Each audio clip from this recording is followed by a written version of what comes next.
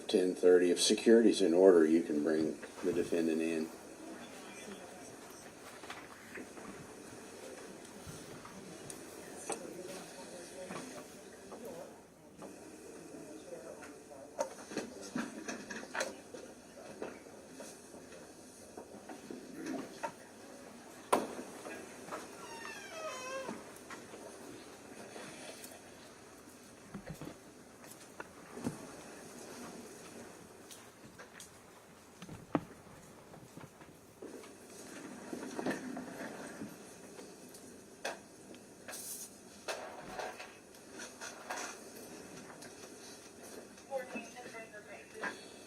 Do we want to wait for Mr. Haslam before I start the speech? I'm happy to wait a minute or two before we go on the record, or are we ready to go forward? No, we can move forward. All right, that's Thank fine. you. We'll go on the record now. We are on the record now in a case styled State of Ohio Plaintiff versus Brian Moser, also known as Terry Michael Smith III.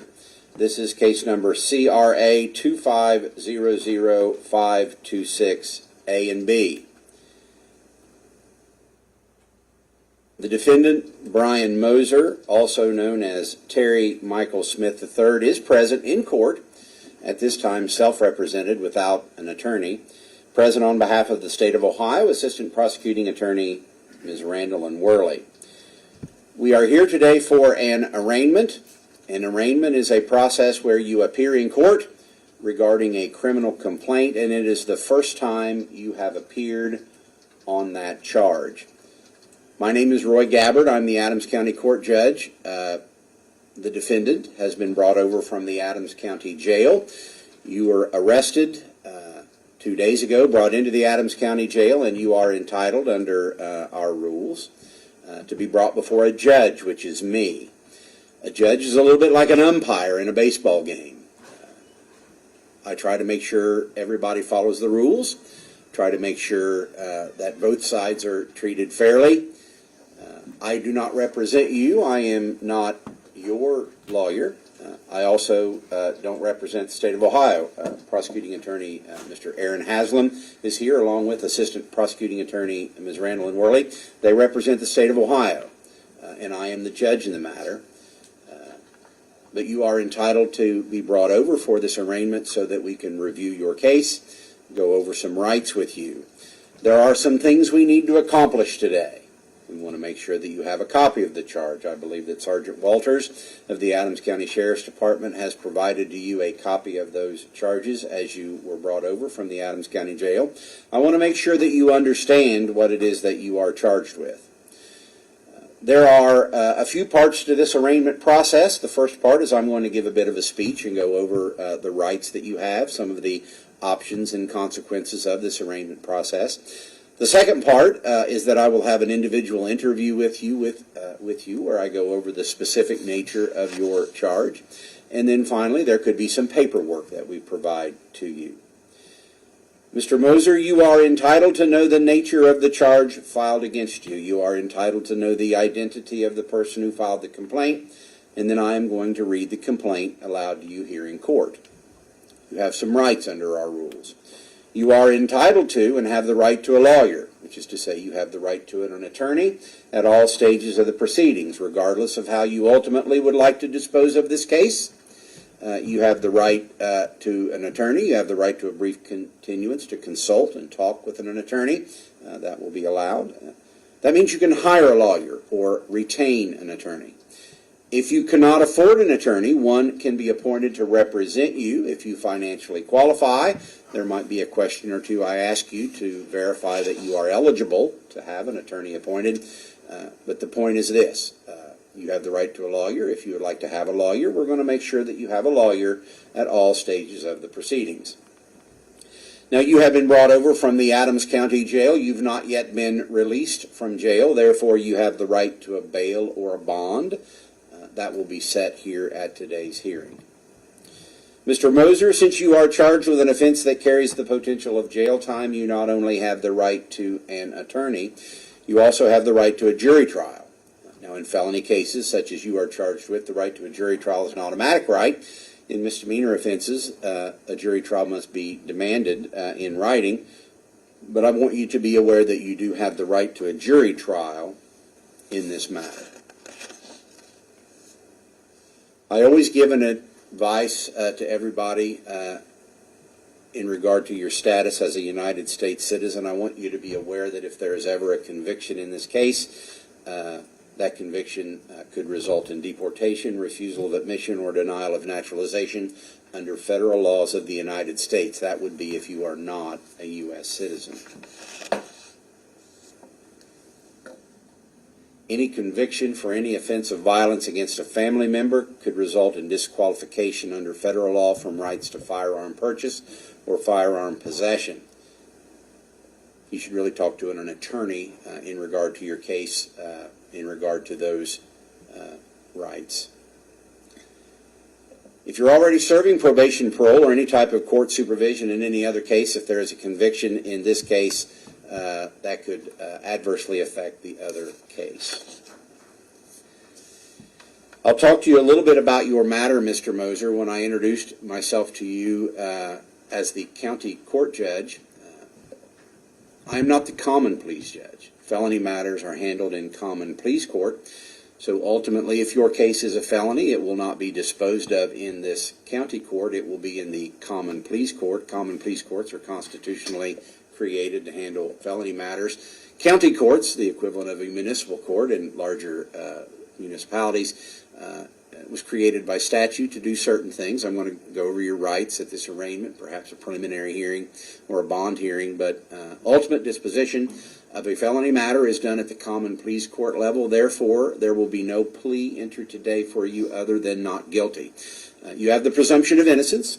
You are not guilty. Not guilty pleas or denials of the charge. It preserves your statutory constitutional rights and gives you time to think about what you want to do. Talk to your attorney, gather witnesses or evidence that might be helpful to your case. And even if you wanted to enter a plea other than not guilty, that would not be allowed, because I'm not statutorily allowed to take a plea other than to let you know that you have the presumption and are not guilty. That would be until there would be proof of your guilt beyond a reasonable doubt at trial, or you would change your plea.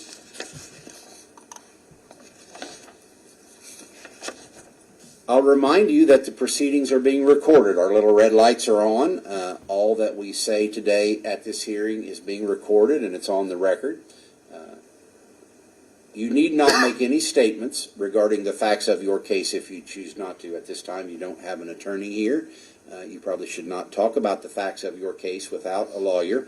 You always have the right to remain silent. You need make no statement at any point in the proceeding, but I advise you that any statement you make could be reviewed by the state of Ohio, the prosecutors, law enforcement, and then that statement could be used against you.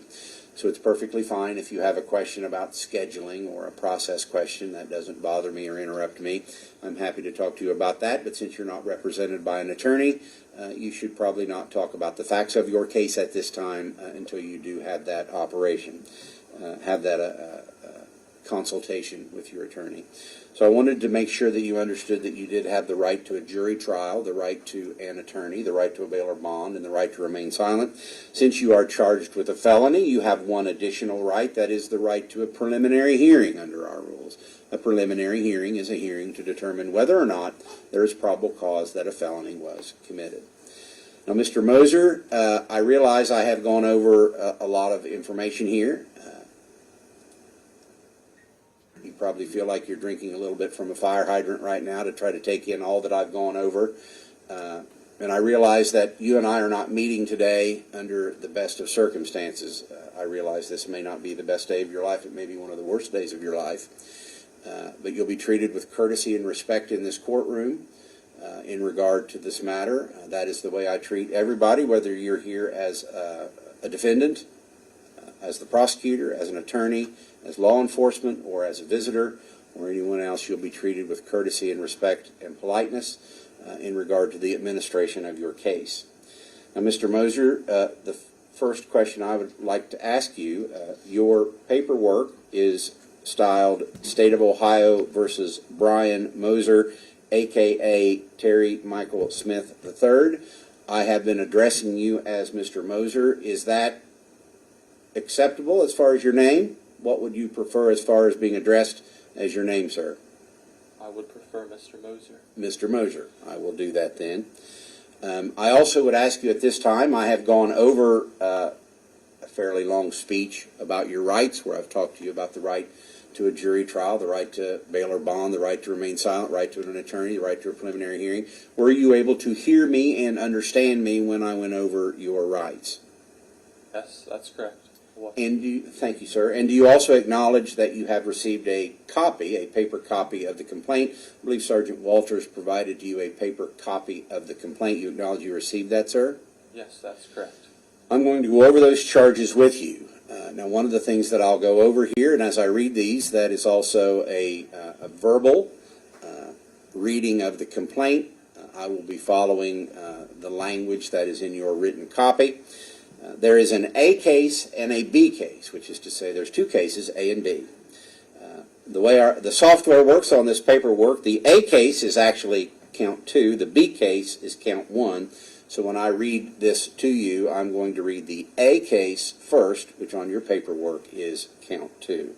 The complainant in this matter is Sergeant Lisa Phillips of the Adams County Sheriff's Department, and the complainant, being duly sworn, states that Brian Moser, also known as Terry Michael Smith III, in Adams County, Ohio, on or about July the 2nd of 2025, unlawfully did cause the death of L.B., whose date of birth is May the 1st of 2023, and such death was the proximate result of Brian Moser committing or attempting to commit the felony offense of child endangering.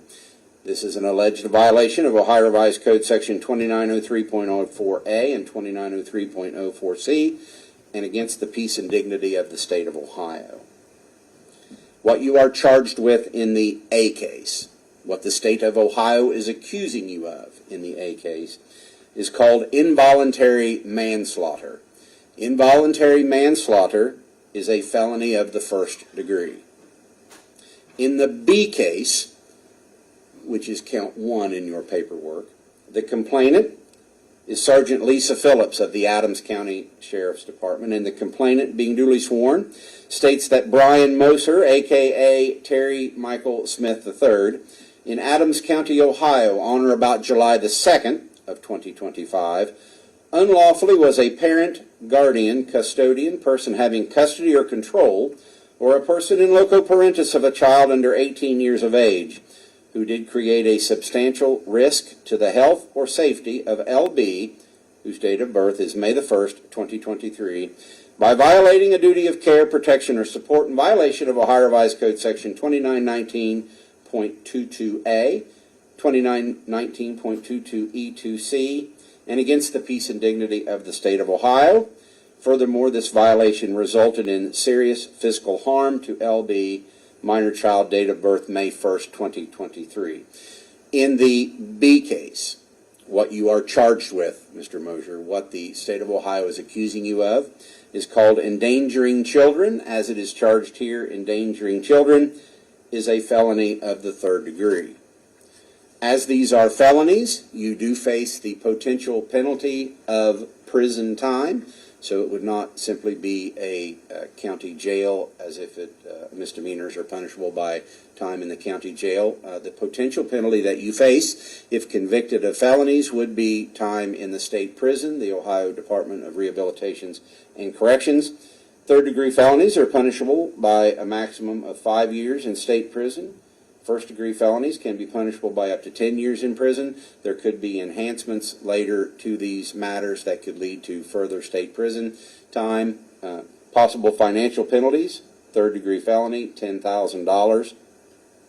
Maximum fine in a first-degree felony, up to $20,000 maximum fine. So you do face the possibility of extensive time in the state prison system and substantial financial fines if you were to be convicted of the charges as they are here.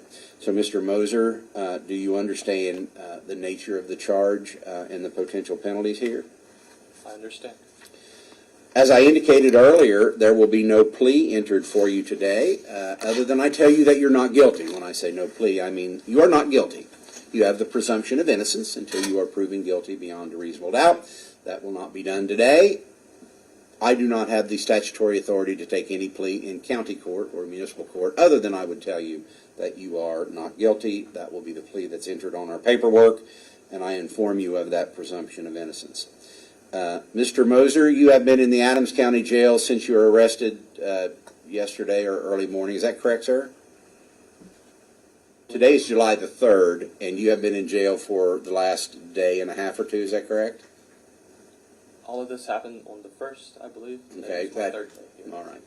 May have been after midnight. Sometimes dates get a little bit uncertain in complaints, so I understand what you're saying. But you are currently incarcerated in the Adams County Jail. Is that correct? That's correct. What is your address, sir, when you're not in the Adams County Jail? Where do you live and get your mail? 4246 Old Dutch Road, Manchester, Ohio. Do you rent or own that property at 4246 Old Dutch Road, Manchester, Ohio, 45144? Neither. I was just staying with my grandmother. So that is your grandmother's residence, and that's where you are living when you're not in jail. Is that correct? Correct. Do you own any real estate, sir? Do you have any real estate ownership here in Adams County? No.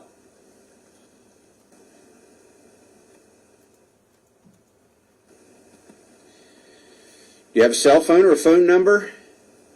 Yes, I have a cell phone, but I just got my number changed. Okay, I'm not going to put your number down. I'd just like to know if you have a cell phone number in case there might need to later be a piece of information that we would send a text reminder. What do you do for a living, Mr. Moser? Currently, I am unemployed. Unemployed. How old are you? 23. How far in school did you go? I got a certificate in criminal justice for 2 years. So I went to CTC during high school. But that's So you went to the Career and Technical Center, the CTC here in Adams County, or no? in Georgetown. Georgetown, okay. And did you graduate from the CTC? I did. Okay, and then did you go on to some associate work at college? No. Okay.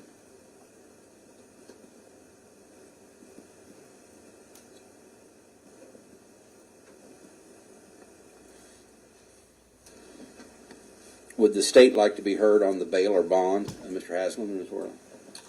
Your Honor, based on the nature of the crimes charged here, the fact that we have a dead 2-year-old baby, some of the answers we've heard from the defendant, he doesn't own his own home, he doesn't have employment. I'm not sure he gave a correct address as to where he was residing. He was actually residing at the time where the incident occurred. We're going to ask for a bond of $500,000 cash or surety, which is consistent with crimes of this nature and the bond that would be set upstairs. Okay, thank you, Mr. Haslam. I do appreciate your input today.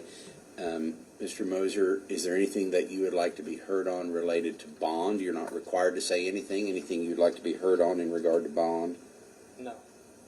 Okay. Based on some of the factors involved here,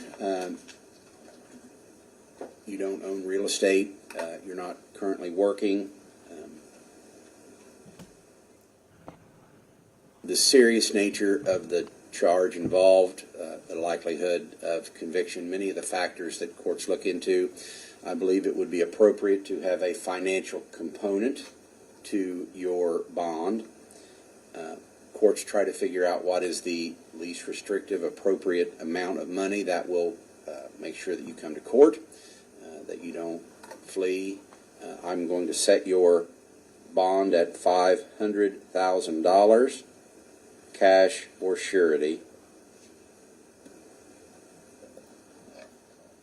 That means if you post $500,000, you will be released with the conditions that you come back to court and follow all of my directions in regard to the court orders. A surety would be that you could go to a bail bonds office, have a bond posted through the bail bond. Usually that involves percentages that you would pay to a bail bonds. I'm not going to set a 10% option in our court. It will be a $500,000 cash or surety bond. Now you are currently not represented by an attorney at this hearing. I'm going to ask you in regard to that topic Do you have a lawyer that you are going to hire or retain, or are your finances in such condition that you would like this court to appoint an attorney to represent you, sir? I would like this court to appoint. Very well. You're currently without the money, resources to hire a lawyer. Is that right, sir? That's right. Very well. Then I will find the defendant has requested a public defender be appointed, and as the defendant is determined to be eligible, the public defender, Ms. Tanya Drennan, will be appointed to represent you. I had a conversation with Ms. Drennan. She will be available at the time I'm going to set the preliminary hearing. She does not have any conflicts related to the other work that she's doing and agreed to represent you. So when you are back in this court for future hearings, you will have an attorney with you at that time, Mr. Moser. When I give you your financial condition component bond, and I talked about that you had a $500,000 cash or surety bond, I want to tell you there are a couple of conditions of that bond. One is that you have to come back to court. I'm going to set a preliminary hearing and a court date here that you have to come back to court. So if you post your bond and are released from the Adams County Jail, then you've got to come back to court. That's one rule. The other condition is that I'm going to have you have no contact and stay away from any minor child, period. Which is to say you are not to be around in any way any person who is under the age of 18 unless you are supervised by some type of child protective services or otherwise have supervision. That means you're not to be around any person or property, place, no texting, no phoning, no Instagram, Facebook, social media, TikTok, Snapchat, or any other way that people communicate or be around. If a person is under the age of 18, a condition of your bond is you're to have no contact with that child or that minor person unless you are properly supervised by some sort of official. Do you understand that condition, sir? I understand. Okay. Monday morning at 10:30 feels like a time that Ms. Drennan can be here. As far as setting a preliminary hearing, is there any objection to putting 10:30 Monday morning? We could move that to Thursday if we needed to, but from the docket and the issues involved with the other attention, 10:30 Monday might be the best for the court. Mr. Haslam, if you'd like to be heard on that. No objection to that, Your Honor, but we would make one additional request Sure. as a condition of bond, is that the defendant have no contact with Tia Lynn Hawkins, who is still suspect and under investigation in this matter. Okay. And could possibly be considered a future co-defendant. Okay. I will make that order as well. Thank you, Mr. Haslam. A bond condition is that you'll have no contact with a potential co-defendant, Tia, and that's T-I-E-N? Correct, Your Honor. Lynn, L-Y-N-N, Hawkins, H-A-W-K-I-N-S. Very well. Now, I'll try to be practical with you about what that means, Mr. Moser. If you post your bond and are out of jail between today, which is Thursday, July 3rd, and your preliminary hearing, which is going to be Monday, July 7th, no contact means simple. You're not to be around the person or property of Tien Lynn Hawkins. You're not to communicate by text or phone, and you're not to have any contact on Facebook, X, Twitter, Snapchat, TikTok, Instagram, social media. In all the way that we communicate with people now, no contact means no contact, stay away means stay away. If you are unable to post your $500,000 cash or surety bond, and you remain in the Adams County Jail awaiting your preliminary hearing Monday morning, July the 7th, then no contact means no contact with anyone that would come into the jail, if Ms. Hawkins would, and don't use the jail communications phone. There's some type of communications phone. That's monitored phone, so don't have any contact in any way. That would be considered a bond violation. So Tien Lynn Hawkins, no contact, stay away. Do you have any questions about that order, Mr. Moser? No questions. Thank you. On Monday, July the 7th, today is Thursday, July the 3rd, so this would be 4 days from now, you're going to have your next hearing. That will be set as a preliminary hearing on Monday, the 7th day of July, 2025 at 10:30 a.m. So that preliminary hearing, which is a right that you have under Criminal Rule 5, some of our rules you have rights under. That preliminary hearing is a hearing that you have the right to determine whether there's probable cause that a felony was committed. I am also going to use that court date as a second bond hearing under the Ohio Revised Code and what we used to call Criminal Rule 46. Whenever you are given a financial component as part of your bail or bond and you are not represented by an attorney at the hearing where that financial component bond is put on, you have the right to a second bond hearing. That would be set within our second court day, and that is because of the holiday tomorrow and the weekend. Monday is our very next court day. At that hearing on Monday, July 7th at 10:30 a.m., that will also be the second bond hearing. Your attorney will be here. We will have discussion in regard to the bond. The idea being that we try to make protections so that people are not necessarily kept in jail on financial component money bonds without there being proper hearings and judges being informed of the appropriate least restrictive amounts to assure appearance in compliance with bond issues. Mr. Moser, your next hearing is Monday, July the 7th, 2025, 10:30 a.m. That will be a preliminary hearing and a second bond hearing. You're required to be here at that time. Is there anything else that you have at this time for the court, Mr. Moser? No. Mr. Haslam, Ms. Worley, anything else from the state? No, Your Honor. Thank you very much. At this time, Mr. Moser, you're going to go with the deputies and the bailiff. You'll be returned to the Adams County Jail. We'll make sure you get a paper copy of all the information that I've provided, file stamped to you as hand-delivered in the jail. That will also be made available to all of the other parties as a public record.